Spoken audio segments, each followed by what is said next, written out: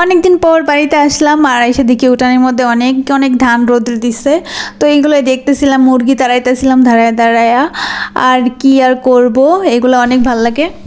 আসসালামু আলাইকুম সবাইকে। অনেক দিন পর বাড়িতে আসছি আর এই যে আমাদের বাড়ির সামনের অবস্থা।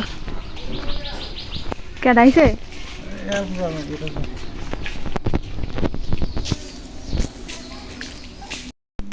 আচ্ছা বলেন তো, গ্রামের পরিবেশ বেশি ভালো লাগে নাকি শহরের পরিবেশ? গ্রামের এই খোলাহল বাতাস, তারপর বাড়ির সামনে পুকুর, মানে অসাধারণ একটা ফিলিং, তাই না? এটা আমাদের অনেক পুরনো একটা পুকুর, অনেক বছর আগের। আমি গেস করতে পারছি না, প্রায় 100 বছরের উপরে হবে হয়তো পুকুরটা। আগে অনেক বড় ছিল আর এখন মাটি কাটতে কাটতে অনেক ছোট করে ফেলছে। এই সাইডে কিন্তু অনেকটা আছে, আমার ক্যামেরাতে সেটা উঠিনি গাছের জন্য বোঝা যাচ্ছে না, অনেক বড়। আর পানিতে রাজহাঁস, একটা রাজহাঁস, আর ওই সাইডে আরও অনেকগুলো আছে, তো একটাই ডাকতেছিল, আপনারা শুনতে পারতেছেন রাজহাঁসের ডাকগুলো। বাড়ির সামনে পুকুর, আর পুকুরে ঘাট নষ্ট হয়ে গেছে বলে অবস্থা একবারই খারাপ। তো ঘরে গিয়ে দেখি যে আব্বা বাজার নিয়ে আসছে বাজার থেকে, যেহেতু আমাদের প্রতি সপ্তাহে একদিন বাজার হয়, বুধবারের বাজার। সাপ্তাহিক বাজারটা করা হয় আমাদের এখান থেকে, মাছ টাছ যা লাগে করা হয়। আর এমনিতে তরকারি সেটা প্রত্যেক দিন বাজার জমে বিকালে, কিন্তু সাপ্তাহিক একটা বাজার হয় বুধবার, সেখানে অনেক কিছুই পাওয়া যায়।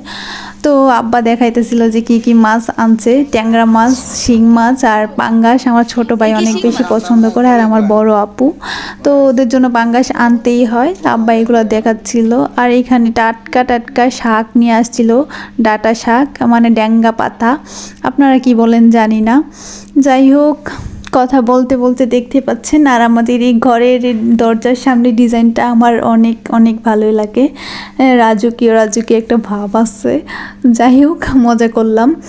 তো এইখানে মাছগুলাকে আমি এখন ঢালবো, আমারে বলছে ঢালার জন্য। তো দেখতেই পাচ্ছেন মাছগুলা কি টাটকা টাটকা, তাই না? একদম নদীর মাছ, টাটকা মাছ আব্বা নিয়ে আসছে। আর এই যে আমাদের বিল্লো সোনারা, ওরা চুপচাপ বসে থাকবে কিন্তু মাছের দিকে একদম তাকাবে না। তো ওই যে ট্যাংরা মাছগুলো আমি ডালতেছিলাম নাকি আমার বোনই জানি ডালতেছিল, তো আমি ডালতেছি। আর এই যে শিং মাছগুলো এখন দেখতেই পারতেছেন, টাটকা শিং মাছ একদম, মানে আর গ্রামে যে শিং মাছগুলো খাওয়া হয় এগুলো কিন্তু অনেক মজা লাগে, কিন্তু ওই যে শহরে আসা শিং মাছ কিনলে সেগুলো কেমন যেন একটা গন্ধ লাগে আমার কাছে। তো ওই যে পাঙ্গাস, শিং মাছ আর ট্যাংরা মাছ আব্বা নিয়ে আসছে। আর আমি তো মাছ কাটতে পারি না, তাই আমি মাছের দিকে, মাছ নিয়ে আসলে আমি পলাই।